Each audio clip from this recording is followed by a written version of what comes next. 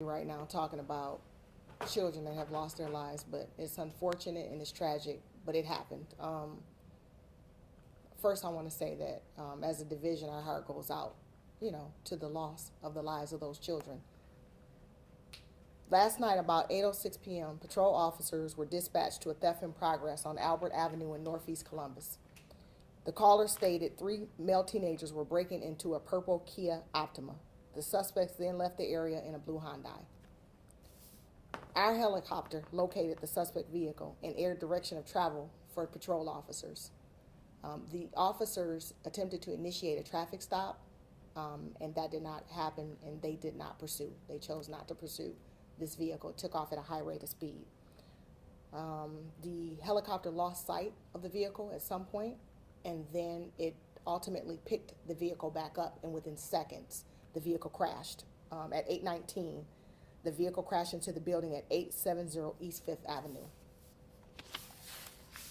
Upon arriving on scene, the officers found two 14-year-old males had been ejected from the vehicle, while another 14-year-old male was trapped inside the vehicle. I will tell you that several members of the community came out and attempted to perform life-saving measures to address the children that had been ejected. One member of the community actually performing CPR. The other Columbus Fire began extracting the one that was trapped inside the vehicle. All three were transported to the hospital. Sadly, two did not make it. The officers later discovered that the vehicle was a Hyundai Sonata that was stolen earlier in the day from an address on Derbyshire Drive in Northeast Columbus. It's unfortunate that we are standing here today, but we have to do something. We have to do something as a society. We have to do something as a community to address the theft of vehicles by our children. We have children as young as 9 that are involved in these vehicle thefts. So I'm going to let Commander Mabry talk a little bit more about some specifics in regards to some of the things that we're seeing in our community.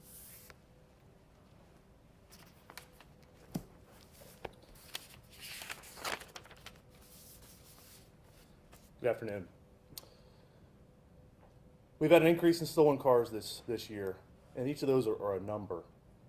Last night, I'm sitting at home watching a movie with my own children, who are the same age as these children here, doing what normal kids should be doing, curled up with their parents on the couch watching TV on a Sunday night. When I got several phone calls about these 3 young people in our community who have crashed, and 2 of them have died.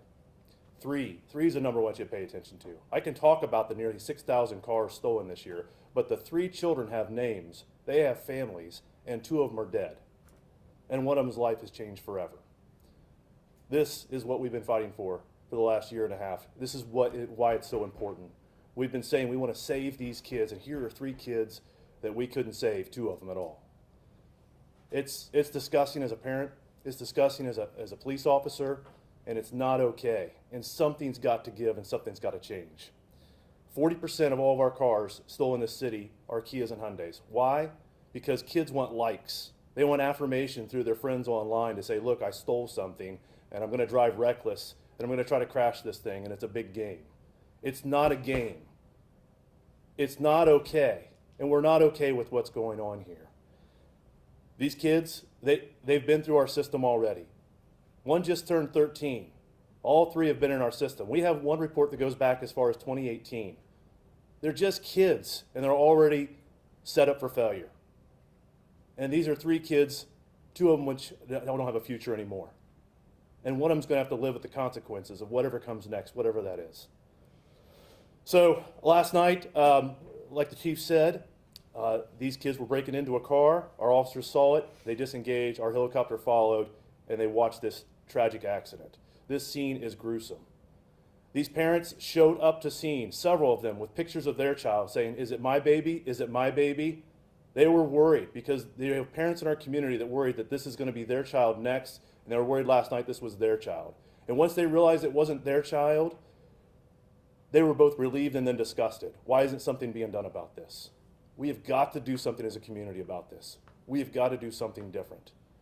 We at the Division of Police are going to continue to enforce the law. We're going to continue to keep after these kids. Why? Because we want to save the next one. We want to keep this from happening in the future.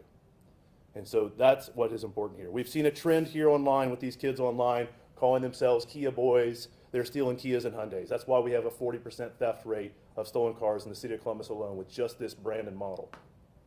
They're doing it to try to get likes. They're intentionally driving reckless. They're intentionally crashing these vehicles. And we're seeing it as a trend online. Why? So they can get likes from their friends. So they can get accepted within the small community that they're in. Well, it's not worth the likes, and it's not okay. We've had these kids associated with our Kia Boys trends that we've been talking about, 2 of them at least. We had 2 of them that were missing. They're in missing reports. We had 2 of them that have been previous police reports with stolen autos. But 1 kid had nothing in our system before except for being a victim of a crime. And so we have a tag-alonger who's now not alive again. He's not here anymore. And now we have to talk to their parents and say, hey, your child's not here because they joined this group of kids doing foolish things. And so with that, any questions you have? Commander, you've been talking about Game Over for a year and a half, the Kia Boys, since January of this year. What can CPD do to prevent another incident like this so you don't have to talk to more parents of kids in a stolen vehicle that's crashed that those kids have died? The biggest thing is we can't do this alone, right? There's only so many laws that we can enforce. And so we have to do this with everybody on board. That includes the community. That includes these parents. I call on these parents right now. If you are a parent of one of these childs, I want you to call us here at CPD. I want you to stop the officer in your neighborhood and say, I want to talk to Commander Mabry because I want to talk to you and I want to figure out what we can do together to solve this problem. And so that's one thing we're going to do. We're going to work with these parents. And we've already been working on a plan up to this point dealing with these Kia kids, particularly to deal with this and deal directly with the parents. So I implore you parents right now, if you have one of these kids and you know who you are, call us so we can come alongside you to solve this problem. And with that, we're going to bring every resource to the table that we have. And we're talking regularly about this issue and the resources we need to come to the table with. I'm going to tell you, none of us up here have all of the answers for this. We're hoping somebody from the community has an answer who can step up and help us out. We can't put the rain back in the cloud on this. We have 3 kids, 2 of them are dead. And I can't emphasize that enough. These are children. If you saw their faces, they're babies. And they're out here stealing cars and doing reckless behavior. These have long-term consequences. And I just want to add to that, when you ask what can CPD do, I just want to be clear. The officers are doing a phenomenal job. They are doing everything that we could possibly do to ensure that we're addressing the issue, directed patrols, getting the message out. But unfortunately, it's not just a CPD issue. We're talking a society. We're talking police, judicial system, parents, organizations. We all have to do our part to ensure that we're addressing this. When you see children as young as 9 involved in this type of behavior, this is not a CPD issue. It's way bigger than that. So we have to make sure that we're getting into the schools, make sure that we're getting these youth programs, make sure that we're targeting and addressing the children before they get to this point. So as a CPD organization, we're doing everything that we can from an enforcement standpoint, but it's much bigger than that. This isn't the first time that teens have been killed in situations like this. Back in March, a teenager was shot and killed near a stolen car. Just a few weeks ago, another teen was shot and killed in a stolen car. If they're not going to stop after seeing 2 kids shot and killed, what's it going to take? That's the question. What is it going to take? It's going to take us all coming together to try to figure it out. That is the point. Unfortunately, it's not just about the car thefts. Just like you said, we're seeing some of our victims, some of our suspects in these stolen vehicles becoming victims of homicide, victims of non-fatal shooting. So the crime just doesn't stop at car theft. It transcends across the border. So we have to address all of those issues and make sure that sometimes it's not about allowing our children to just get a slap on the wrist. Sometimes we have to address the problem and make sure that we are protecting them from themselves and doing things to put them in a place where they can't hurt themselves or hurt anyone else. So we're going to try to figure that out on our end, but we're going to need the help of everyone, the entire city. The city spent millions for anti-crime prevention programs targeted juveniles. Is it that these kids are just not interested in those programs? Are they just bored with those programs? What's it going to take to get them involved in these programs the city's paying all this money for? More involvement from all of us. We have to reach out and grab those children. Over the past couple of years, unfortunately, between COVID and things like that, the children haven't been as active as they were before in school. So we have to get back out there and push these programs. I think that it's been difficult over the past couple years. So now we have to be more aggressive with our programming and making sure that we're pulling the children in. And not just the children, the parents. They have to be equally involved in this effort. We have to make sure that they're on board, and we have to hold them accountable as well if they're not being accountable for some of their children's actions. Commander, I've got to ask, just on a personal level, when you see something like this, as violent as it was, and you see the victims' names and you're familiar with them, where's your personal frustration level? At the whole situation, it's heartbreaking. I mean, anyone that's a parent, you're not human if you're not looking at this from a parent's perspective and go, this is an awful thing to deal with. These are children. I mean, these are babies. Listen, we've talked before about we have these kids who are stealing 2 and 3 cars a day or 8 and 10 cars a week. These kids here, according to our records, we have 2 of them that maybe stolen 1 car before, and one had stolen nothing. He wasn't even on our radar. So they're seeing their friends getting all these likes online, and then they go out and doing this reckless behavior. And in this incident, it's reckless behavior that has a long-term consequences. So it's absolutely heartbreaking. Where does it lie? I don't know. It's all of us. We've got to do something. I can tell you this, that we here at the division, we have, it's like a broken record. We are and will do something about this. But there's only so much we can do. And so we need everyone else's help at the table. We need our community members. We need these parents. We need everybody. We need the entire court system along with where they're going. We're working with everybody. We are going to work with anyone who will work with us to solve this problem. But we cannot do this all by ourselves.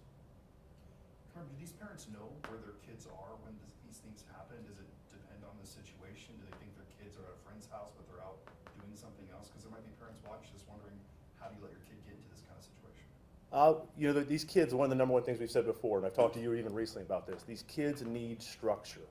Most of our kids that we're dealing with have criminal histories within the family. They have they're fatherless homes. Their parents, they don't know where they are because they filed missing reports. We deal with these parents regularly. Our patrol officers have relationships with these parents, daily relationships. And they are dealing with parents who are at wit's end and are saying, please help me. I don't know what to do. And so we have parents who need help. And I know a lot of people get frustrated. A lot of people will comment on these stories and they'll say, well, where are the parents? What are they doing? If you're a single mom and you've got no resources and you're trying to work and put food on the table and keep track of your kids, it's a hard job. And so we have to have everybody step up and support these families right now. These families right here, listen, this is tragic. These kids their parents are victims of what's going on here. And so my heart breaks for these parents that they now have to bury a child. We've talked about for years, we're filling up Woodlawn Cemetery, and everybody knows where that's at, up in the Linden area. There are too many young bodies in those graves, and that's not okay. And all of our hearts break for these parents. Is the department going to release the juveniles who died in the crash? Are they going to release the names? And have the families been notified?